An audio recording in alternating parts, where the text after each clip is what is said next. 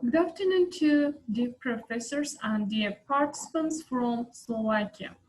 First of all, I would like to introduce myself. I am Parvana ASLANLİ and I am in my second year of master's degree in Poland. If I am more precise, in Warsaw, and the name of university is the University of Economics and Human Science in Warsaw. This presentation and scientific article has been done by me and by the professor of Baka State University, who is Matanat RASULOVA.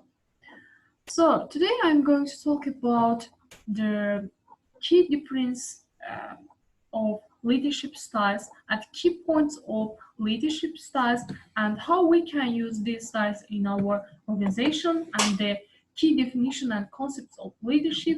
Then I will give you an example, especially a practical example, through the well-known company, which is called James Dunson Company. You know, it's referred to UK company. So first we have to look at a brief introduction, the meaning of leadership, definition of the meaning of leadership. So leadership is a major organizational attribute that involves the opportunity to motivate a group of people toward shared purpose. It is essential for organization in position of leadership to concentrate on the improvement of workers' belief system, motivation levels, and moralities alongside the growth of their skills. The capacity to mobilize oneself and others for a certain objective is referred to as leadership. Then we have styles of leadership. Okay, so firstly, we can answer to this question that who is the leader? What is exactly meaning of leadership? And what are the skills in the leadership?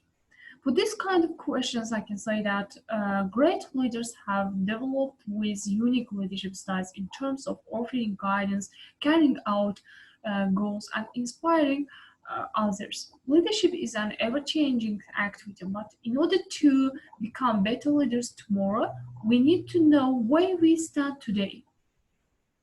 So generally, we have three main kinds of leadership styles that we can use in our organization. The first one, democratic leadership. Democratic leadership is one of the most effective types of leadership because it allows lower level employees to exercise authority that they will need to utilize wisely in future jobs. It is also similar to how decisions are made at corporate board meetings. Democratic leaders gather lots of input, so their decisions are very likely to support it and used by followers. Democratic leaders get consistent long-term productivity out of their followers, and this is a key difference between democratic and leadership styles. The second one, liberal style. In a liberal style, the main role of leaders is to determine the direction of activities, the distribution of functions among the substructures, and the implementation of general control. Along exercise freedom in the application of liberal management can lead to anarchy. From this point of view, liberal leaders need to have strict control over the work of lower structures and be able to link their activities with each other. Managers who carry out management activities in a liberal style provide such a psychological method of management because they rely on lower levels of management, demonstrate confidence, and also take social care of them because they are represented in organization and play a role in organization. Liberal managers place more emphasis on the principles of independence and the quality of management in their activities. For the next one and third one, autocratic style. The absolute opposite of democratic leadership is an autocratic leadership. The leader in this leadership style takes decisions without consulting anybody who reports to them. Employees are not considered or consulted prior to a directive, and they are expected to follow the decisions at a time and pace specified by the leader. Autocratic leaders establish a high power distance between themselves and everybody else. So the next one, conceptions of leadership. Okay, in this point, I would like to use Stockdale's approach in order to identify the definition of leadership. So, Stockdale's book, which is called Handbook of Leadership, published in 1974, and this book organized the main principles of leadership according to 11 main themes, 11 main approaches in order to comprehend and research the phenomenon of leadership throughout the 20th century. To begin, Stockdale defines leadership as the focal point of collective interest and prejudices. The leader is viewed as the spiritual and emotional core of the organization, determining the structure, environment, ideology, and process. In more deeply, we can say that leadership is viewed as an expression of personality attributes. This method is founded on the assumption that the leader possesses personal characters that set him apart from others and enable him to successfully obtain and maintain leadership positions. Leadership is viewed as the skill of obtaining argument. Leadership in this context refers to a leader's capacity to arrange people's successful collaboration. For the next part, for the next approach, I can say that leadership in terms of the activities and behaviors that a leader uses to organize and manage group projects. Leadership is a tool for achieving goals and achieving outcomes, as I mentioned before. I say that. And according to this viewpoint, the leader is inextricably related to actions aimed at accomplishing specific outcomes or specific goals. Leadership is defined as the consequence of group interactions, and people gather willingly around a more successful individual, taking personal interest in him, trusting him, and embracing him as the group's voice. Accepting and support of the leader by the members of the group is a vital requirement for the effective leadership in this station. The next one. According to Stockdale's sevens, and that's their next approach, the distinction between leadership and management is the capacity to convince followers. Proponents of these techniques, such as Schenk, highlight that the objective of leadership is to manage people by persuasion and motivation rather than compulsion. The eighth term views leadership as a process of influencing group activities and, in particular, individual followers. According to this notion, leaders impact their immediate surrounds, groups, organizations, social interactions, and political leaders impacting on society as a whole through the interaction process. Then the last one of these leadership concepts is leadership is defined as a power dynamic. According to some scholars, leadership connections are essentially about government connections. All individuals in society, as well as groups and public organizations, have a position in the social hierarchy structure, and each participant in leadership subordination relationships perform certain function. Leadership is viewed as a process that establishes and sustains the group's role structure.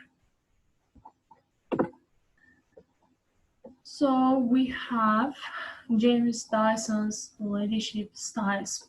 Okay, firstly, we have to know that James Dyson is the inventor of domestic appliance, which is a high suction vacuum cleaner without back, and he set up that company in the UK in 1983. His machine were definitely different than other vacuum cleaners producers because his production has high quality, innovative design. And James Dyson has an all management style that is based on the principle of his leadership way. Okay, James Dyson bans smoking and ties, and he gives a little time for members and males to his workers. The plenty of staff are young, specialists straight from university. Dyson focuses on design and marketing and produces special edition models at a premium price. Dyson is known as autocratic leader, so he makes choices stand on his personal ideas, dictates instructions, policies, and activities to his workers. In this company, many employees work under centralized authority structure and strict discipline. Dyson strictly concentrates on research, development, and innovation in vacuum marketplace. He has workers from university who was freshly undergraduate. It means that many of them lost skilled workers, and in this case, he had been focused almost entirely on tasks and had been used directive communication. Next one, he motivates employees with positive feedback. Also, he has been created a special fund for engineers, which was called the James Dyson Foundation. Nowadays, this fund provides the money, materials that budding investors need, that they can get hands-on with problems, find solutions, and etc. There are many competitors, such as Howard Electrolux of Sweden, and others are fighting back with their own versions of the bagless vacuum cleaners, and low-priced competitors from China and East Asia like LG and others are offering products for less than $150. Therefore, Dyson moved his production to Malaysia, and in order to save 25% on production costs, it means that he made a quick decision in a crisis situation by using autocratic leadership style. And the last one, Dyson's leadership style improved productivity. His workers receive timely decisions and communication from his. Then he is able to handle a crisis situation easily because he's the one who is in charge for long-term issues.